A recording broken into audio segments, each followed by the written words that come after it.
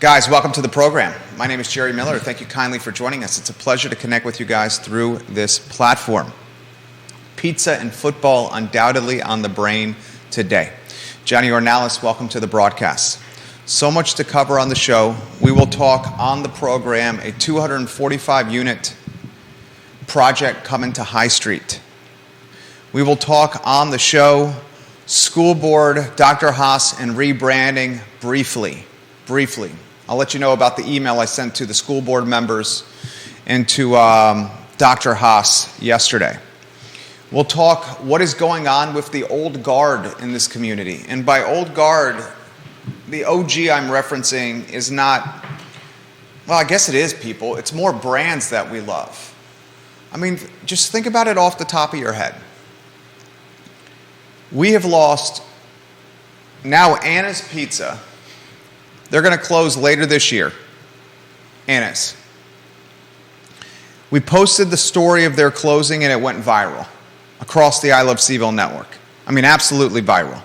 They've been in business, Anna's Pizza, for 46 years. And on December 19th, it's their last day of operation. The ladies of Anna's are family. They've seen multiple generations of kids raised in that pizzeria. I'm going to ask you guys this question, viewers and listeners, and please share the show with your friends and family. Please share the show now. What is going on with the brands we love? And I'm going to get Joey's take on this. He's grown up in the community 22 years. He's worked in restaurants. His pops his own restaurants. You got the College Inn closed, replaced by Chipotle. Chap's. Tony sold Chap's. A lot of people don't realize this. On the downtown mall, ice cream, Chap's has been sold. Now, the business is going to stay Chap's for now. There's some chitter chatter around the downtown mall that the new family that owns Chap's is going to try to franchise the concept. We'll see how that goes. I have a couple of clients who have franchised their brands, and one perspective I can offer you, it is costly to franchise. For instance, attorney fees for franchising well into the six figures, just the documents alone. So I'm going to ask you, and we'll take a deep dive on this question. Restaurants we love. Wild Wing Cafe, Downtown Grill, College Inn, Anna's Pizza. I mean, guys, if Jordan Brunk had not have stepped up in the bottom of the ninth inning, Dirty Nelly's would have closed. Jordan Brunk owns Buddhist Biker Bar on Ellwood Avenue, Crozet Pizza Buddhist Biker Bar on Ellwood, and he legitimately saved Dirty Nelly's from closing. It's not easy being a small business owner, and anyone who knows or listens to this show knows that. But it's particularly not easy being a small business owner in food and beverage. I want to take a deep dive on this conversation. And the restaurant owners watching the show, the Johnny Ornalis of the world, he owns Guadalajara and El Mariachi. I'm counting on you, my friend, for some perspective on this because you know the business inside and out and are extremely successful. We'll talk UVA football today. We'll talk James Madison University football today. I'll tell you about the 245 units being planned for High Street today. But I want to lead the program with an email I sent to Dr. Haas and the school board yesterday evening. I'm going to spend 2 minutes on this, and then we're going to get off the topic. You know, I'm going to get a little ballsy here, Joey. I'm going to get a little ballsy. Go for it. Joey's a good sounding board over here for me. We talked about this before the show. I emailed Dr. Matthew Haas and every Albemarle County School Board member last night at 6:25 p.m. Monday, and I'll read the email to you. I said, hello, school board members and Dr. Haas. Hope you are doing well. At your convenience, please provide the total costs for rebranding efforts for Mountain View, Jack Jewett, Sutherland, and Murray. Please provide these costs before close of business Wednesday. Please account for every rebranding penny in case we Freedom of Information Act these costs. Our team will let the community know through the I Love CVille Network if these total costs are not provided by 5 p.m. Wednesday. The hidden nature of these costs is getting very concerning for us in the community. Thank you in advance. All the best, Jerry Miller. That's verbatim what my email read, what I sent to Haas and the school board. I don't think it's asking too much for us to know, down to the penny, what the public school system in Albemarle County has spent in totality on rebranding Mountain View, Jack Jewett, Sutherland, and Murray. 4 schools. The clandestine nature of this rebranding, I encourage anyone to search for these numbers online. You cannot find it. I've searched for them personally. Friend of the program, I don't know if she's watching right now. Are you watching right now, Brittany? Very talented attorney-to-be. I mean, she's going to be a judge. She's a realtor now. She's a mom. She's a badass. Her name is Brittany Gray. She spent ample time on Friday evening looking for these costs. Brittany, are you watching? I would love to know if you are. Moms and dads, taxpayers, teachers, students, all of us. We deserve to know how our tax dollars are being spent. I asked in respectful fashion, and I'll read it again.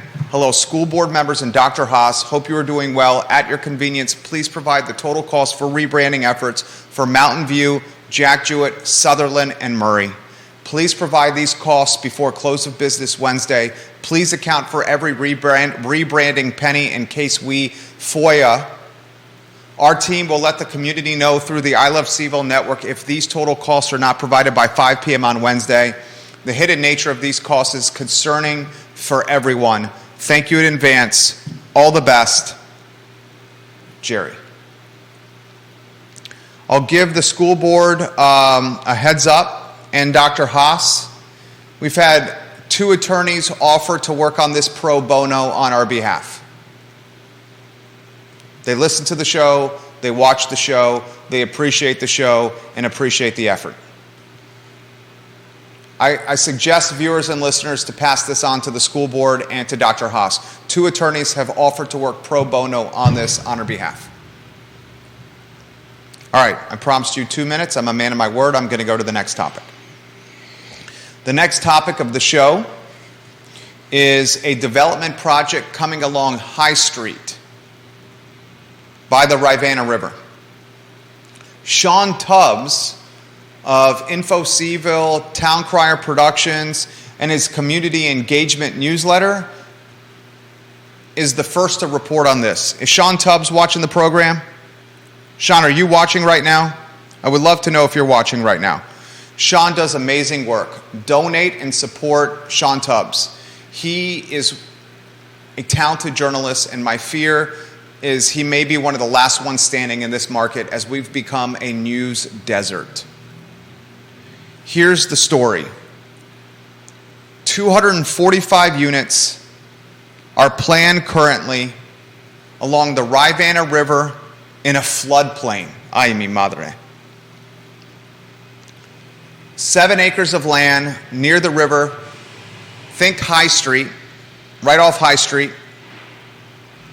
No rezoning or special use permit is required. The site plan is being drawn up by Shimp Engineering. Justin does most of the work like this in the area. The site plan does not show any critical slopes that will be disturbed. That means Charlottesville must approve the project if the developer can demonstrate they have met all the technical requirements. Sean Tubbs has the nitty-gritty. Here's the Cliff Notes version.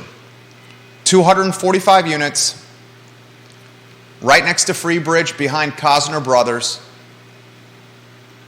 on High Street, in a floodplain. Wendell Wood owns the land.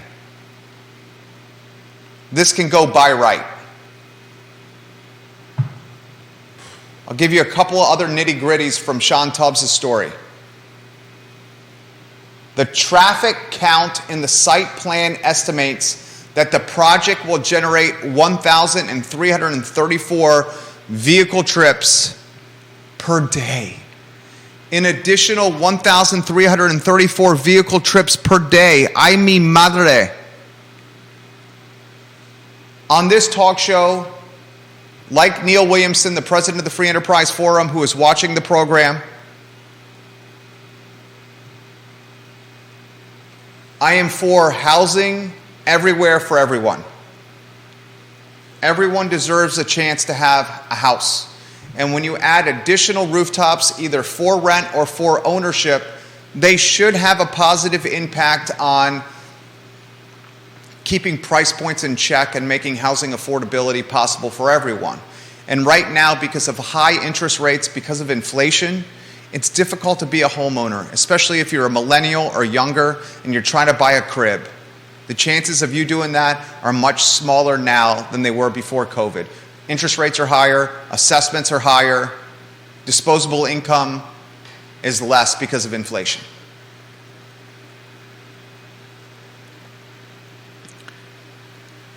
I'm trepid and concerned with the 245-unit project. And why I have concern of this project is because of the infrastructure that's in place around the corridor.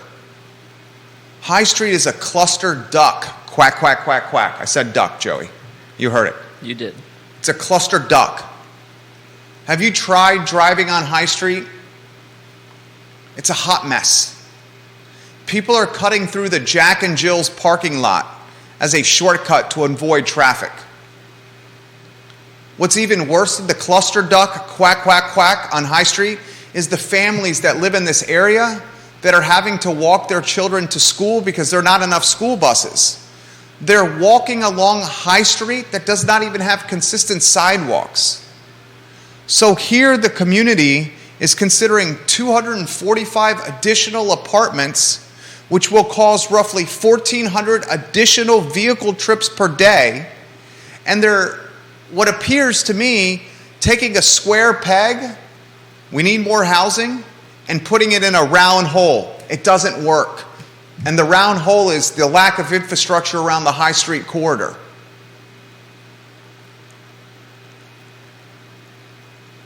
I worry the impact this will have on pedestrian safety. I worry the impact this will have on the neighborhoods along High Street. There is a fair amount of density there. And I worry the impact this will have on creating a beaver dam of traffic at the base of Pantops and Freebridge, which is a critically important corridor for eastern Albemarle County into Fluvanna and Louisa. If you've tried to drive on Pantops at rush hour, coming in or coming out, it's disastrous and a hot mess. Follow this storyline closely. I think you're probably hearing about this for the first time on this network, the I Love CVille Network. Today we're presented by the Clifton. I encourage everyone to mark their calendars for this Thursday evening, 6 p.m.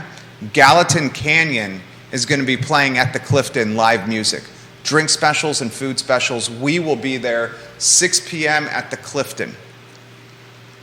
Couple of other items of note before we get David C. No one knows that this is going on. David Butler said, wait, where is this going? My phone is blowing up right now on this project. No one knows this is happening. Dude, this is the problem with Charlottesville becoming a news desert. You have 245-unit apartment complexes that literally no one knows is happening except the insiders, the developers, the people who talk to the developers, yours truly, all the time. The insiders are the ones that know about this project and nobody else. I will recap this. Behind Cosner Brothers on the Rivanna River at the base of Freebridge, there's currently a 245-unit apartment complex being planned. Wendell Wood owns the land. 1,400 additional cars per day on a road in a corridor that's a cluster duck. Quack, quack, quack, quack. I am all for housing for everyone, but not at the risk of pedestrian and child safety, and certainly not at the potential demise of housing values along the high street neighborhoods. And if you do this the wrong way, values in that neighborhood will become a point of conversation, and I'll leave it at that. A couple of other topics here. David Butler says, CVille keeps secretly doing crap. I love Pantops, and it's already a boondoggle there. It's not necessarily that CVille is doing crap, doing stuff secretly. It's that we are a news desert. The Daily Progress has jettisoned its employees, its reporters, because Lee Enterprises doesn't pay well. NBC 29 and CBS 19 are farm systems for 22-year-old talent. They work 18 months, 24 months, and they peace out to bigger markets because they're not getting paid much money. Charlottesville Tomorrow, they used to do a phenomenal job covering this. When Brian Wheeler and Sean Tubbs were there was constant coverage there. Charlottesville Tomorrow has turned into an outlet that publishes 1 or 2 stories a week, maybe. And it's less focused on development and more focused on equality. And I'm fine with that. But good God, 245 unit apartment complexes should be in the news cycle, right? Now people are asking about the rebranding costs, and they're saying, Jerry, how is this not public knowledge? Maddie Smith, I love you, Maddie Smith. We're sitting in chairs right now for Maddie Smith's organization. And she tipped us off that these chairs were available, and she hooked it up. Maddie, I love you. I will forever love you, Maddie Smith. She has this comment in regards to the school rebranding costs. And you would think, Maddie, you would think this is the case. That isn't it public record? The school rebranding costs. You would think it would be public record. But the school board has gone in multiple times, and look at the minutes. I've followed the minutes. I've spent hours on this. Brittany Gray, are you watching the program today? I spent hours on this. The school board went into closed sessions multiple times around the rebranding efforts. I will repeat this. Oh my God, this is so crazy. This is so crazy. The school board at the time of rebranding went into closed sessions multiple times. Look at the minutes when it came to rebranding. I'm not saying during those closed sessions the costs were being discussed. All I'm saying is you can't find the cost online, but you find a boatload of closed sessions in the minutes. Where there's smoke, there's fire. And I ain't a conspiracy theorist, I'm just a common sense person. Why the hell can't we find online how much it's cost to rebrand 4 schools? Why? These are our tax dollars.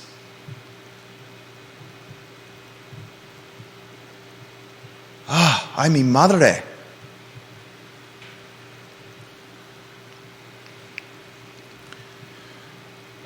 All right, let's get to some other topics. I'm going to get to the vast amount of comments that have come in on my personal Facebook page. It looks like there's 24 of them already, and we're 22 minutes into the show. Hammer the like button, share the show, like the show. Joey Rifkin, minutes away. Joey Rifkin. In fact, let's go to Joey Rifkin right now. 2-shot. You got it on 2-shot? Yeah. My friend, you've been doing really well. There you go. I'm trying on you. You're getting it. All right, I want your take first. College Inn closed. You got direct ties to that. Yep. Anna's is closing after, was it 46 years? Let's look on their post here. It went viral on our page. 46 years on December 19th, JR. Tony sold Chap's to another family. They're trying to franchise. Wild Wing Cafe closed. Downtown Grill closed. That's just off the top of my head. Viewers and listeners, what other institutional brands in the food and beverage space have closed that you miss so dearly? Put them in the feed. I will relay them live on air. Anywhere you want to go on this topic. What is up with the old guard, the brands we love, shutting and closing? Show is yours on that topic. Well, I mean, it's not like they're shutting and closing and opening up space for new local businesses. They're unfortunately shutting and closing and being replaced by, in most cases, fast food chains. And I think this isn't, a solely Charlottesville issue. I think you look around anywhere in America and you'll probably find local food businesses especially are struggling now more than ever in an already incredibly hard business to succeed in. And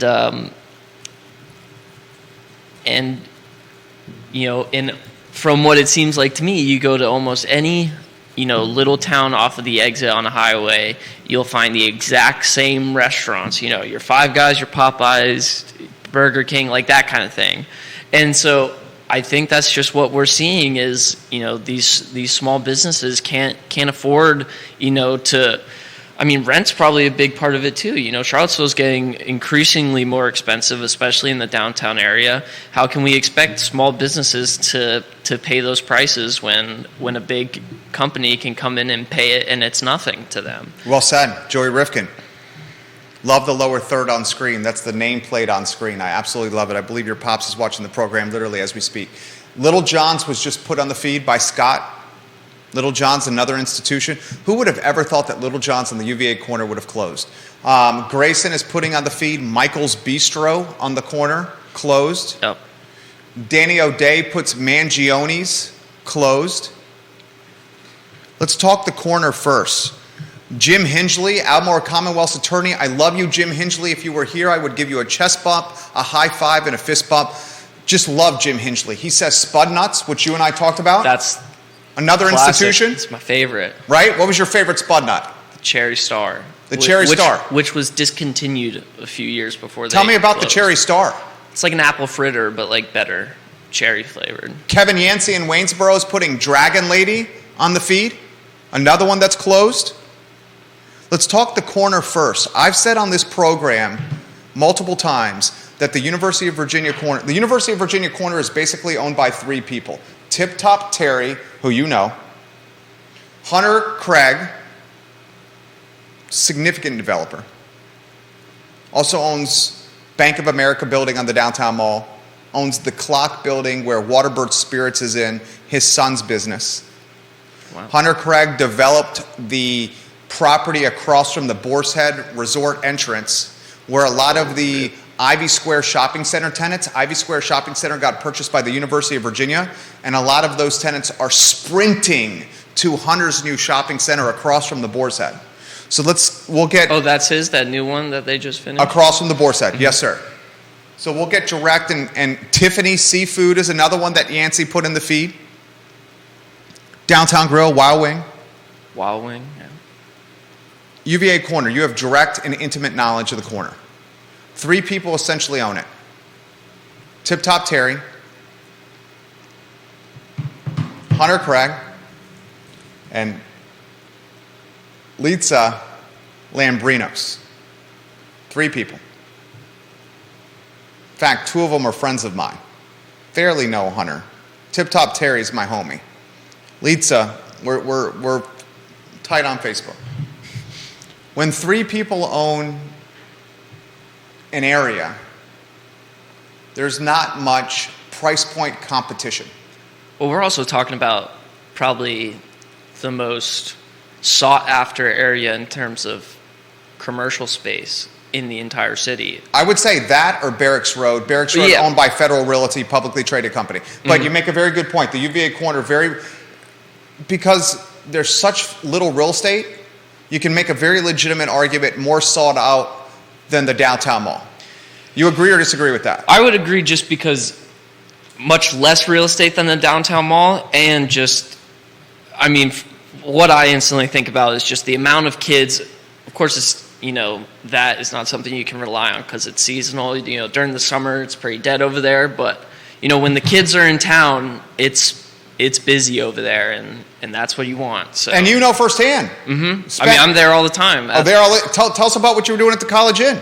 I delivered pizzas. I cooked the pizzas. I was on the cold side for a while. I did everything. Did everything. Did everything.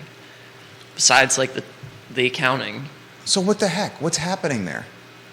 Is it the escalating rents? It's a mixture of just costs in general for restaurants have gone up. It's much harder to run a restaurant nowadays. You have a lot less people wanting to work in the restaurant business. People with any amount of experience already in the restaurant business are kind of done with it at this point. You're seeing cost of food go up exponentially. And then, of course, rent. And how can a single person, or a family-run business compete against a multi-billion-dollar corporation that is trying to put as many locations as they can, and they see, oh, here's this. The College Inn was huge. Anyone who had been in there, it was 3 separate buildings at one point. Chipotle comes in, look at this massive, spot right in the middle of, this big university. What, franchise corporation wouldn't want to take that? So, people are getting driven out by these major corporations that can just negotiate people out of their leases, can just pay more, whatever they can, whatever you as a small business owner can afford, they can afford double, triple, quadruple that easily. And you have a proof of performance to back up your take. What's the pop? Well, Chipotle came in and, bottom line could pay more rent and Then College Inn. Than the College Inn. And it obviously, where this was the College Inn closed last year? Yeah. You know better than I do. No, July last year it closed, July 5th or something like that. If someone ever told the viewers and listeners, Trevor Daniel, we'll get to your comment here in a matter of moments. Kevin Yancey, we'll get to your comments in a matter of moments. Trevor Daniel's got a really good comment. He says, I believe tech has contributed to the demise of locally owned businesses as well. Oh, 100%. I want your take on that. Before I get to your take, I can't wait to hear your take because I know your take is going to be fire on this. Kevin Yancey says, when a local owner has to worry first about making rent before anything else, they will never, ever make it, is what he says. So David Butler says what's happening around this area is the CVille movers and shakers don't want you to know the moving and shaking that they're doing. And that may be the case with some of the development here. Let's get to Anna's, okay? So the owner of the Anna's Shopping Center is a friend of mine. I see him once or twice a week. I won't utilize his name. He's a man that is of privacy. Friend of mine. The University of Virginia was going to buy the Anna's Pizza Shopping Center on Maury Avenue. But in the bottom of the 9th inning, the deal fell out of essentially contract in the bottom of the 9th inning. And my friend, who also owns the Fry Springs station, the gas station, not the business, the gas station, not the business, ended up purchasing the shopping center. This guy is committed to the community, great guy, reasonable guy, supports small businesses type of guy. Anna's Pizza has been in operation for 46 years. Have you been in Anna's? Yes, I actually have a couple of times. It's fantastic. Yeah, I went to school with one of the kids. I think it's the best Italian sub in town is Anna's Pizza, straight up the best Italian sub in town. I encourage everyone else to try the baked ziti, everyone else to try the pepperoni pizza and the meat lasagna. It's banging, it's banging, it's banging. One thing we can say about the Anna's Pizza location is it's humongous. It's gigantic. It's ginormous. It's way too big in there. And they have a side space as well. I was unaware of the side space. And that's equally as gigantic. I went in there once with one of the son. He's a couple years older than me, and I went in with him, and we were the only people that were in there, and it was like, Wow. They do big in here. Yeah, toward the back end, and I'm not throwing shade, and I'm not speaking out of turn. Over the last handful of years, the takeout business has been the priority, not necessarily the dine-in business, and perhaps that has something to do with very difficult to find labor in front of the house staff. I mean, that was a part of the issue with the College Inn. 80% or so of our business was deliveries, and anyone who was in the College Inn knows the dining room was very long, and we had a lot of space for people to eat inside, but most of our business was takeout. And back to the comment on technology, I think a big part of this is small businesses can't keep up with the demands with the apps now, like Uber Eats and Grubhub. It's taking money away from them. I mean, they take a cut. Massive cut. A massive cut. I think it's around 30%. Yeah. I don't know exactly, but... No, you're right. Yeah, 30%, right? I mean, that is...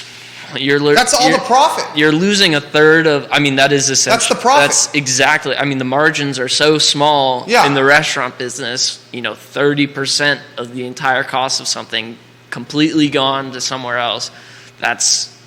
I mean, you can't even break even on that if everyone's ordering from them, and that's what people are using to order. It's convenient. Yeah, and he knows firsthand. He knows firsthand from this. All right, so Trevor Daniel, is that what you were alluding to with the tech being the demise of the small business in the F&B space? Because I think you're right. I think that's what he's alluding to. Because if you are not a top millennials and younger, I mean, you're Gen Z. Are you Gen Z? Yeah. Okay. How do you want to eat your food? In front of a TV or like my phone, like watching something in my room, or like just like wherever. Like there it is. No one wants to like sit down somewhere, or I know plenty of people like kids my age aren't like sitting down for dinner, like with all their roommates. Oh, let's make dinner, sit down. They want to, and part of it too is everyone might, well, not everyone. A lot of the kids my age are in college right now, so you have, it's easy. You're sitting down doing some homework, pick up your phone, touch your phone in a certain way. 20 minutes later, chicken tenders are at your door. You can't really, beat that. There it is. For someone like me who growing up had a lot of time struggling with like customer service and that kind of social interaction, I would have much rather just like type on a screen and input my order that way than have to like tell someone my order. So I mean that's another part of it. When we were talking about last Friday and that kind of social disconnect that kids might have with their phones, it might even now you can buy essentially anything off of your phone and get it shipped to your house, and that includes meals. So like there it is. It's just easy. He makes the program better. There it is. James Watson, watching the program, the king of orbit. He highlights St. Martin's, Little John's, Baja Bean, Arch's Frozen Yogurt, Bluegrass Grill, Lilo's Pizza as institutions, JR, that have closed. Baja Bean, that's classic. Baja Bean, a classic. An absolute classic. Went to school with his kid too. The Morrises? Mm-hmm. Yeah. Heidi Morris was my third grade teacher. Really? No BS. My third grade teacher, Heidi Morris. Yeah, owner of Baja Bean. I think their oldest son is a year below me. I'll throw this to you, and I'll throw this to the viewers and listeners. You just heard from a dynamic and brilliant Gen Zer and JR, Joey Rifkin, the young Jedi, how Gen Z and younger wants to purchase, it's all right, it's cool, wants to purchase and eat and enjoy their cuisine, their food, their comida. Yeah. They want it ordered on a phone, delivered to their house in 20 minutes, enjoying it on their couch or in their bed while streaming something in front of them. Maybe that streaming doesn't even happen on a television. It's probably happening on a phone. Yeah. I mean, every meal I eat at home, I'm watching something on my phone. On your phone? Yeah. Almost every time. So I would bet that this is going to become the social norm as human behavior is being trained in this way. So how does that impact, go down the rabbit hole and take a deep dive on this, the mom and pop food and beverage business that does not have either disposable income or the sophistication or perhaps the ability to pay firms like mine to get them tech savvy and ahead of the trend. Show is yours on that topic. Yeah, well, I mean, I think a big part of becoming successful with your business in this day and age is you're going to have to know how to market yourself on Instagram, on Facebook, on the internet. And if you don't know how to do that, you're at a severe disadvantage, because what other way are you going to get your name out there? Word of mouth, doesn't work anymore. You're not going to put something in the newspaper. That's not who reads the newspaper. No one. You can't. It's not like you take an ad out, just open my restaurant, you put a grand opening sign up, and people will show up on the grand opening. Now everything's on your phone. You got to put a Facebook post on. Hey, we're finally opening on this day or whatever. You got to constantly update your Facebook. You can't have like a dead, social media. You have to be active on that. Multiple posts. Multiple. You have to on many platforms. You have to keep people engaged. You have to keep, in some cases, the algorithm, presenting your content to other people. And if you don't know how to do that, how can you succeed against a market that is becoming increasingly more saturated with these companies that have multi-million-dollar marketing teams running huge ad campaigns across multiple different social medias? You're not going to be able to compete with that on a...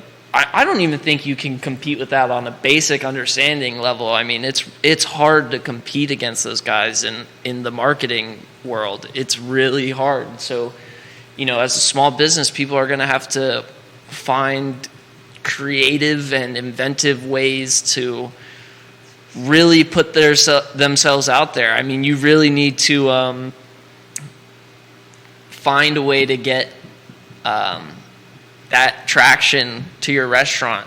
And if you're a small business, relying on just the basic tactics of, constantly updating your Instagram, making good posts, keeping your community informed, that kind of thing. The bare minimum isn't going to work in that sense, I don't think. I think, it's going to be increasingly harder and harder to get your name out there and get, a following. Back in the day, parents would take their kids to some restaurant, and then those kids would grow up and take their kids, and it's kind of a community thing, But now there's so much around, and it's all being shown to you what's around on your phone. And if you have no internet presence, no one's going to know you exist.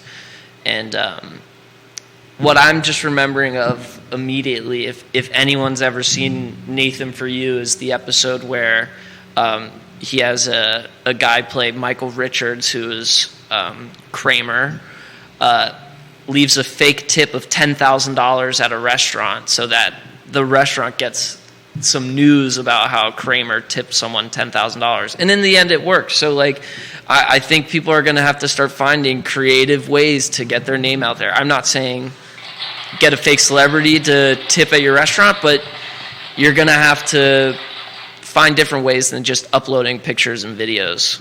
Love this guy. Love this guy. Love the Gen Z mentality that's being brought to this show. Love this guy. Let's throw an example out there. Are you familiar with the Luce pasta window? Yes. Right next to Hamilton's? Yes. It's right next to Hamilton's, it's right? It's on that side street. It's on that side street, right next to the back entrance of the Haven. Right. Is that across from Fellini's? Yes. Right? Yeah. Okay. So, viewers and listeners, Scotty Aaron, this is for you. Closing. Yeah, dude, that's another one. There you go. Fellini's, another one.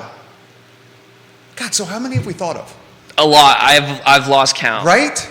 And like beloved ones. The hardware store is a classic, if Yeah. anyone remembers that one. Beloved ones. So here's the question. And Danny O'Day, we'll get to this badass comment, this strong comment. Sorry, Mrs. Miller. I'm working on this. I'm sorry, sweetheart. And any of the parents that are live streaming this in their cars with their kids in the vehicles, I'm sorry. Kids.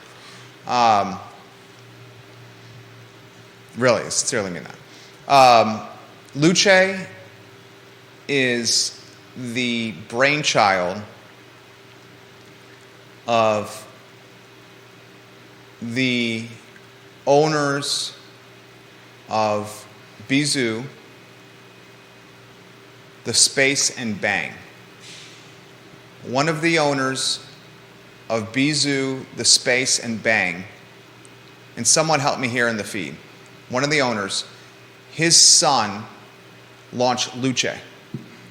And it's literally out of, how would you describe it?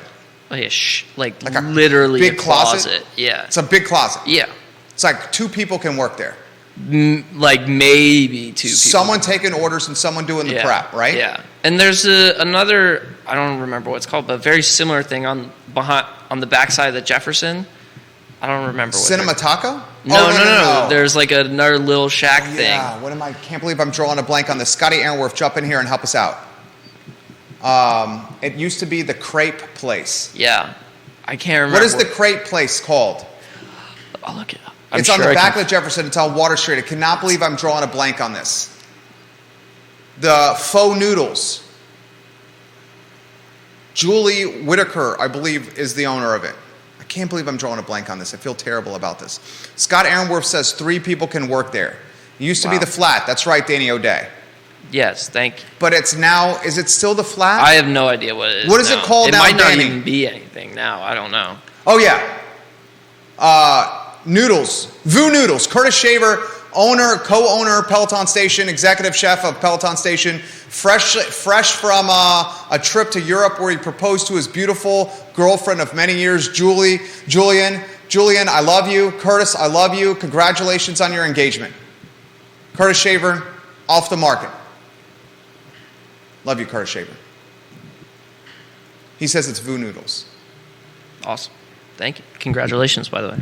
Is the future of the locally owned restaurant the Vu Noodles footprint or the Luce footprint? Because they have 200, 300 square feet at tops, 3 employees on the clock, so payroll is in check. Rent is in check because rent is tied to price per square foot, how big your spot is. Yep. And you could save the money on a massive dining room, Downtown Grill, Wild Wing Cafe, Anna's. Mm-hmm. And instead of spending, geez Louise, Wild Wing Cafe and Downtown Grill must have been 20 G's a month.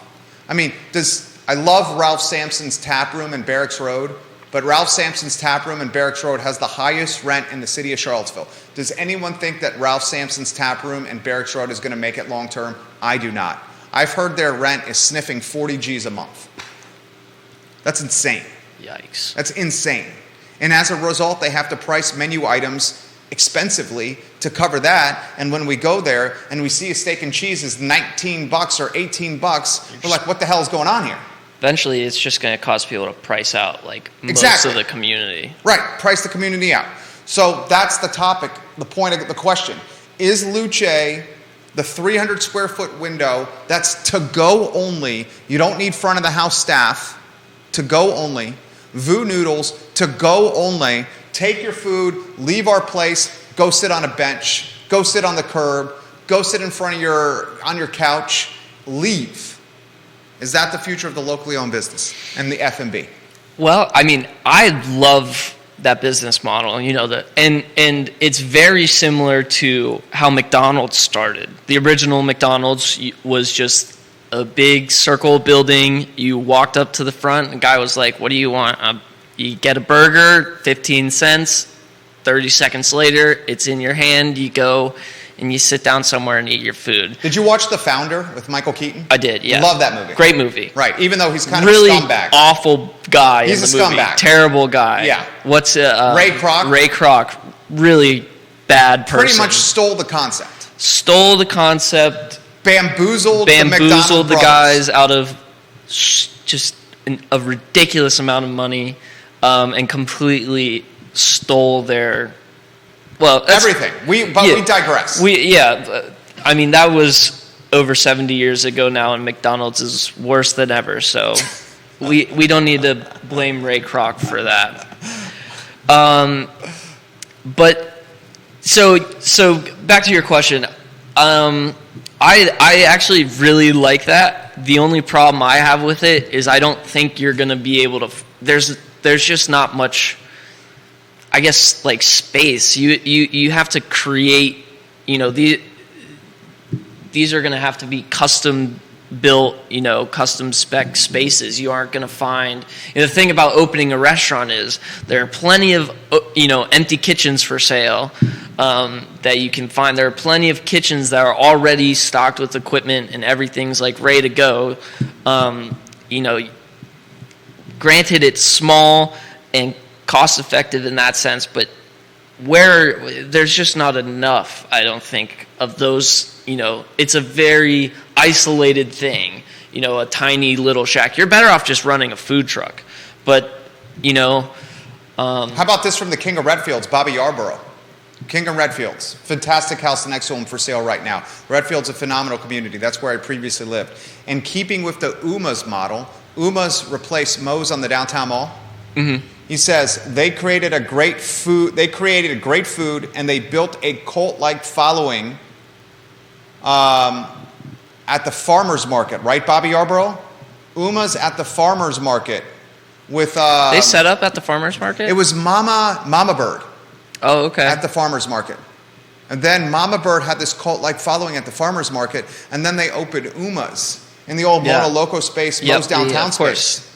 So is the future the food and beverage? Is the future of locally owned food and beverage? Farmers market stalls. Mama Bird crushed it on Saturdays at the farmers market. Is the future of locally owned food and beverage food trucks? And is the future of locally owned food and beverage pop-ups, where social media is utilized to getting traction and awareness for the pop-ups? And is the future of locally owned businesses and food and beverage no longer the 4,000 to 5,000 square foot massive dining rooms with the white cloth napkins, the white cloth tablecloths, and the obscenely expensive front of the house staffs? That's a hell of a topic. Yeah, I mean, I think, at least in this day and age and going forth, the only business that you're going to see open up like that with the big dining room, nice dining room,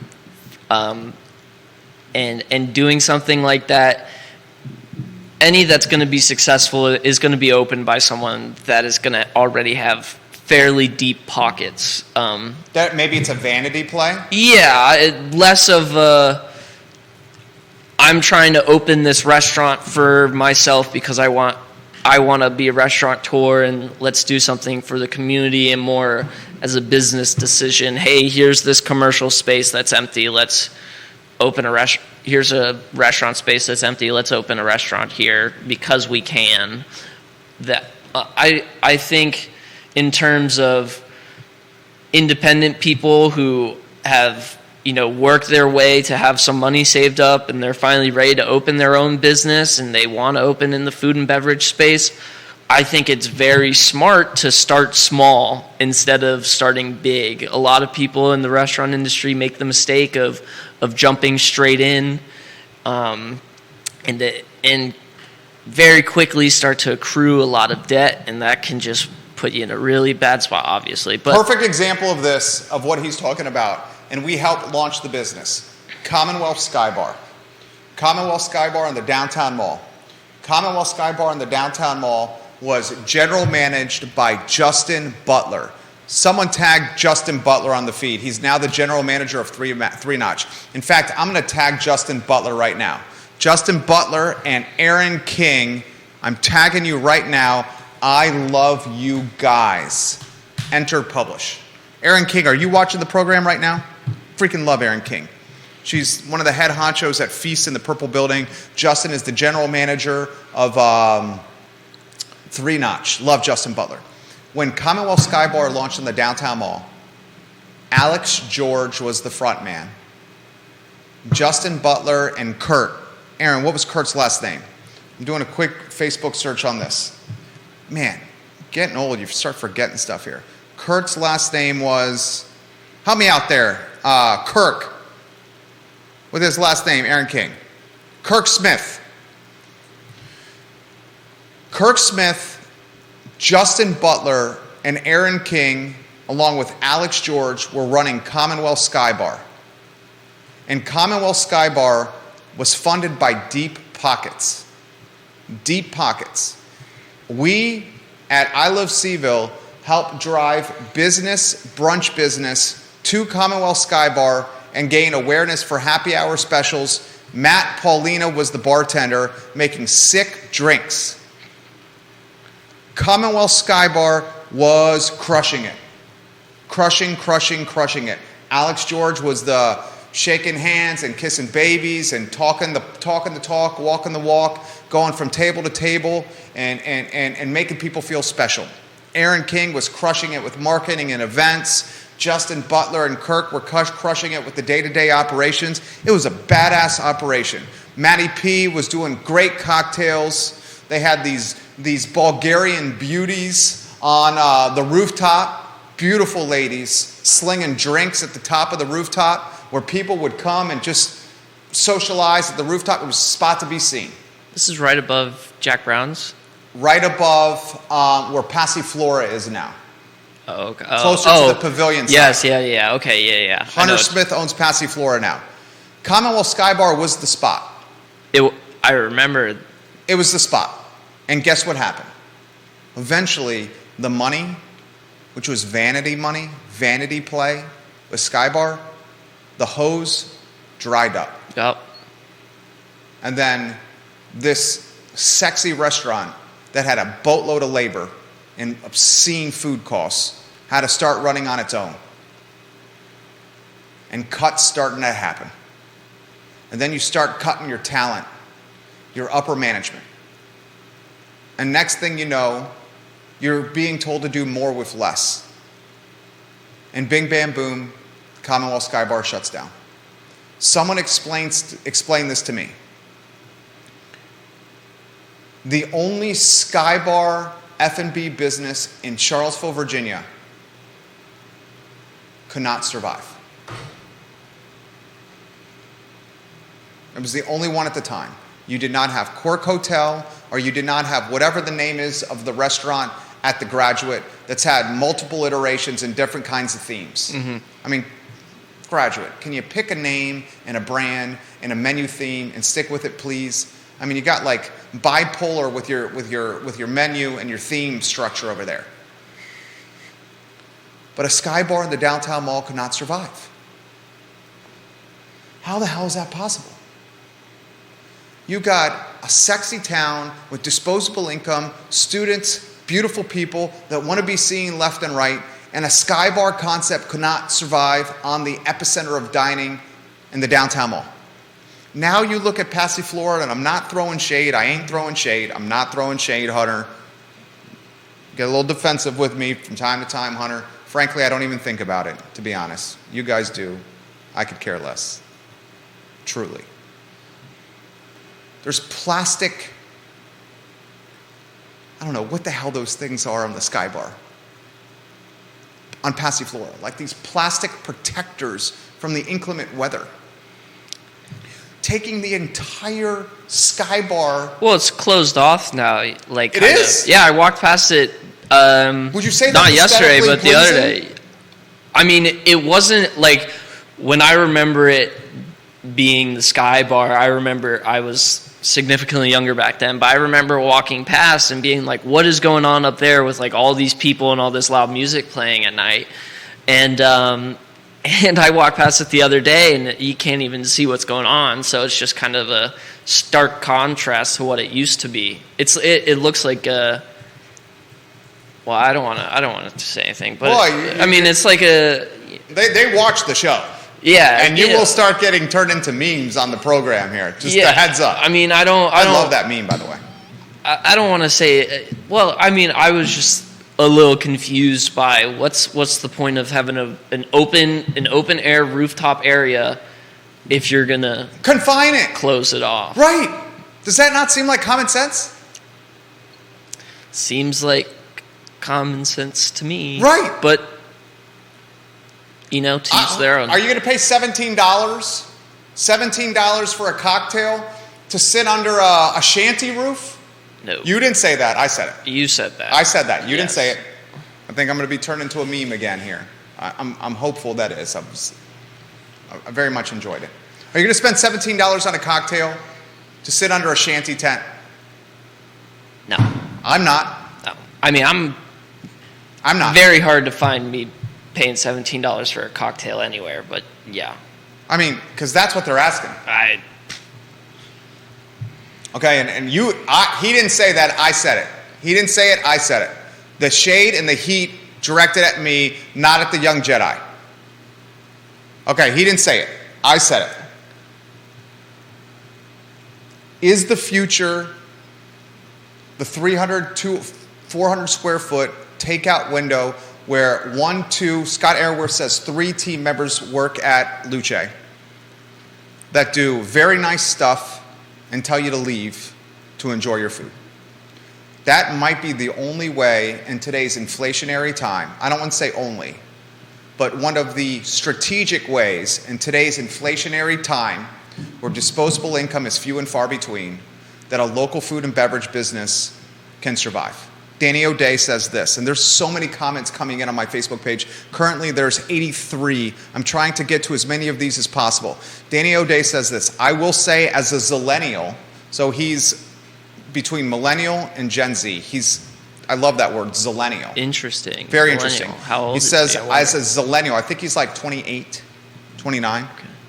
Just trying very hard to keep that Z in there, but we'll accept it. How old are you, Danny O'Day? He says, as a zillennial, the model that a lot of people I know my age really appreciate is kind of an ill-defined space. Not a restaurant, not a bar, not a coffee shop. In short, not specifically easily defined kind of model. Think about it this way. Our homes are now often our restaurants and our workspaces. A separate location to have social interaction and spend some money to share a drink or a coffee is what people are looking for, the zillennials. Think of how well the industrial brewery with a rotation of food trucks model is doing these days. No fixed menu, no frills, but an open concept for people to come and make their own food. You want to hit that? That's pretty damn good. Yeah. Pretty darn good. He's 26. He wants me to correct. He's 26 with an exclamation point. So sorry, DOD. Zillennial works for 26. Yeah. What's your take on that? I think it's pretty darn good. I mean, as someone who has grown up eating at restaurants. You grew up in restaurants. Yeah. The Nook, right? Well, yeah, I grew up in the Nook, His dad owned the Nook. He grew up at the Nook. And I love, sitting down and eating dinner at a restaurant as a social event. Even just, I'll go eat at a good restaurant by myself. I don't care. I like good food. But I just see it increasingly harder to run a business like that as a singular person. But I totally see where you're coming from with the brewery with a rotation of food trucks. Pro Renata does that. Yeah, they do. Food trucks are a big thing. They're fairly cost effective. They are expensive, and in most cases, you might want to have a commissary kitchen. But there are people who if you can do it, your commissary kitchen for your food truck can just be your kitchen at home. I don't know if that's legal. But I guess hypothetically it could be.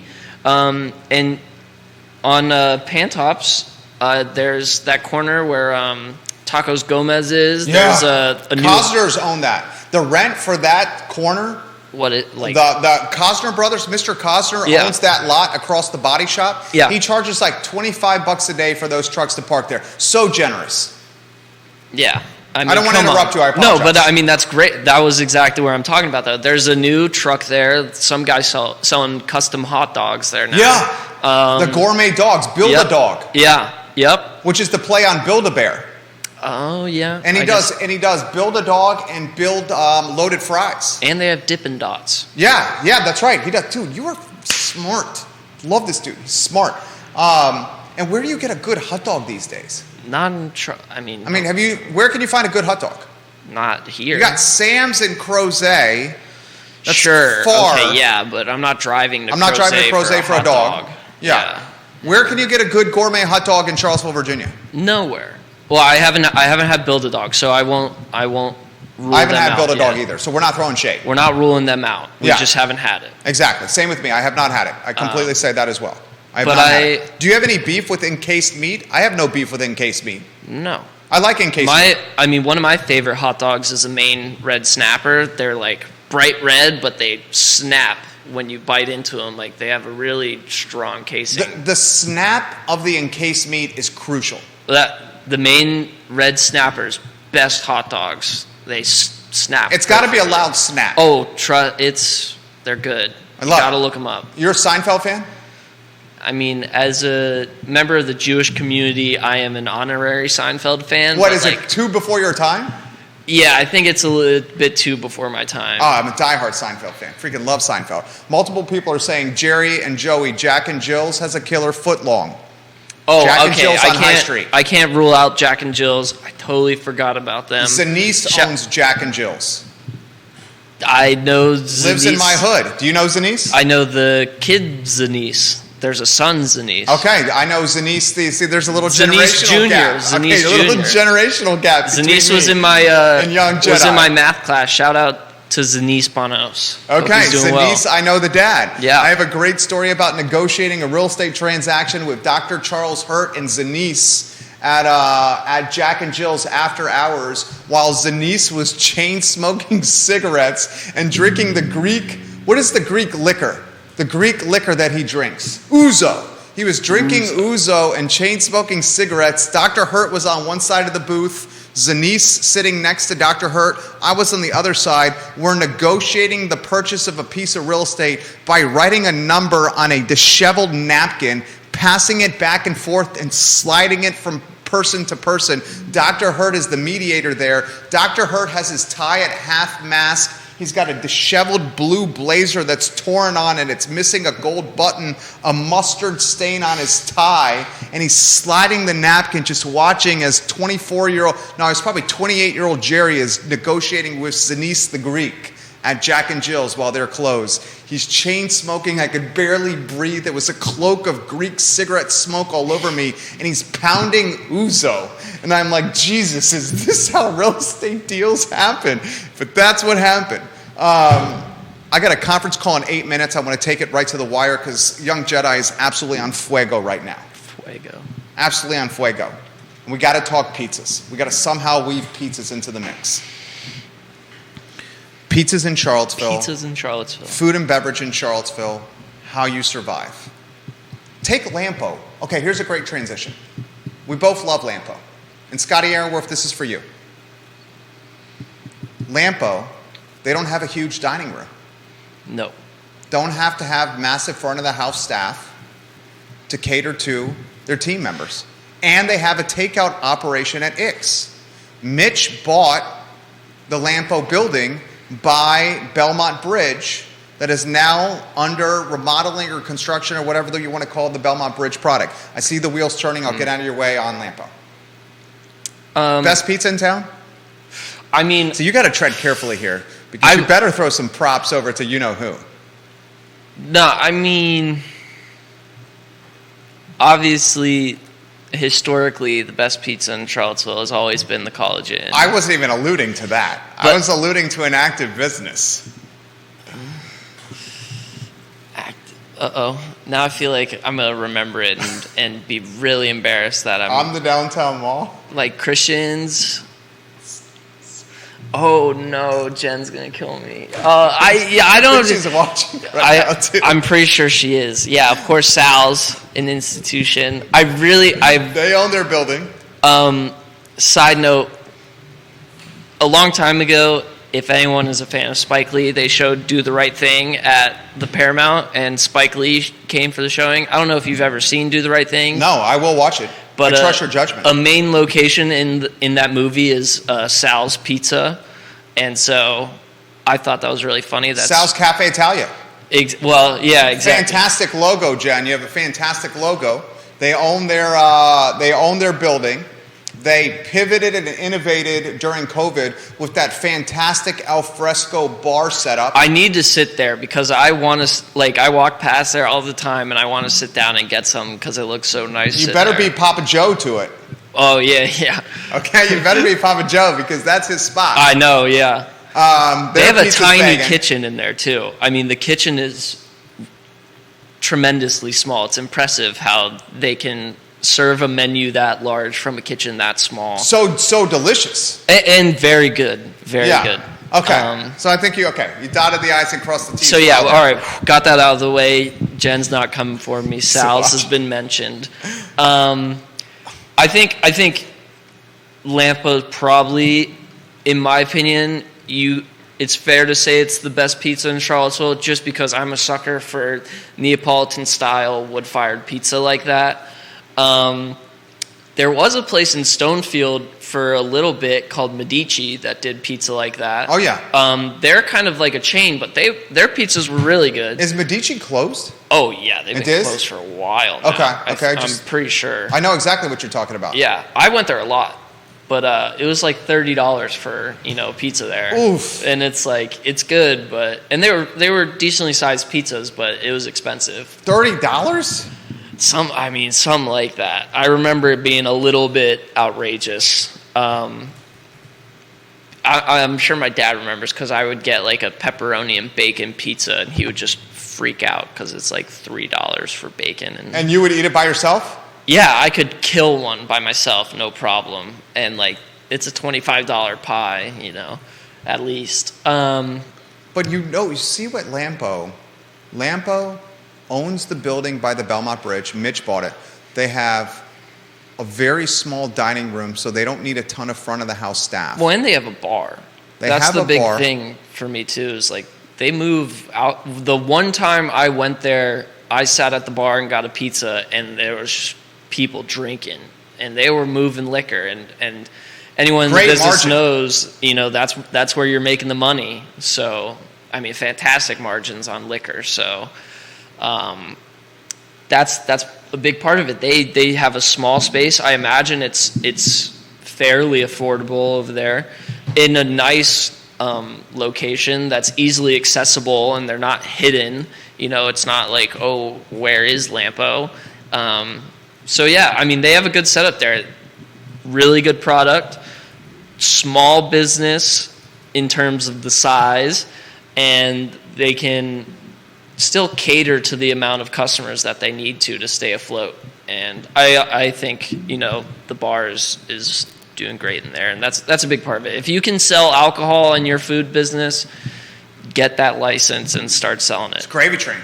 Gravy train. And you guys try to do that at College Inn with the to-go booze. We did to-go booze. I delivered, Sixers, right? Yeah, we delivered 6-packs. There was a guy who once a week would get 2 bottles of champagne. We had champagne. No one ever bought champagne. We always had a bunch of bottles in the office, but there was this guy who would come. Why would he order it from the College Inn?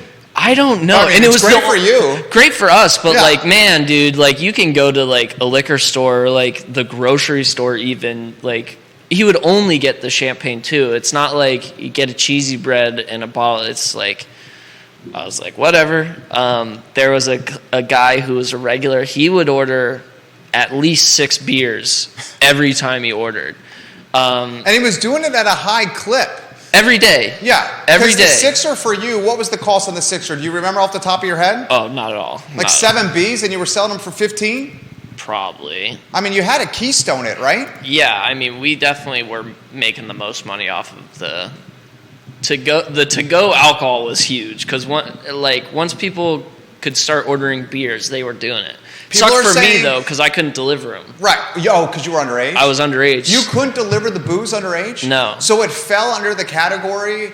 Well, no, when you're waiting tables, if you're 18, you can take the booze to a table. I think it has to do with it's going in my car and I'm driving.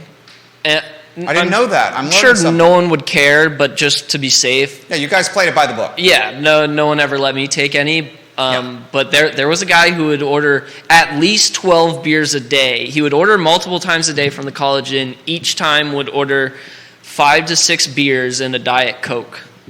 Serving, no. Serving, you don't have to be 21 to serve the booze, Kevin Yancey. You can be under 21 to serve booze to a table. Now, if you're the bartender, you cannot have to be behind the bar. Over. Yeah, yes. That's exactly right. This guy would order multiple 6-packs a day from the College Inn instead of going to the G store? Well, I mean, he would get food. The guy who would order the 6-packs, he would get food too. He would get like a sub and some mozzarella sticks, and a 6-pack, a Diet Coke, go to his house. Is he still alive? I hope so. I hope so. I have no idea what his story was, but he lived on right down Rugby. And So he was like Scrooge McDuck and DuckTales swimming in gold coins. Yeah, from what I heard, he was some kind of trust fund guy and just lived in his house with his dogs and like the College Inn, and we hooked him up. I mean, he was I'd hook him up a regular and ordered every day. We would be worried when he didn't order. Multiple people. This was it. I got a 1:45 conference call with the VIP client, so we got to sign off in 10 seconds. We will continue this discussion tomorrow. This exact discussion. In fact, the phone call is coming in as we speak. Dr. Hose will be a topic of conversation tomorrow. Ooh, so long, classic. everybody. Thank you for watching.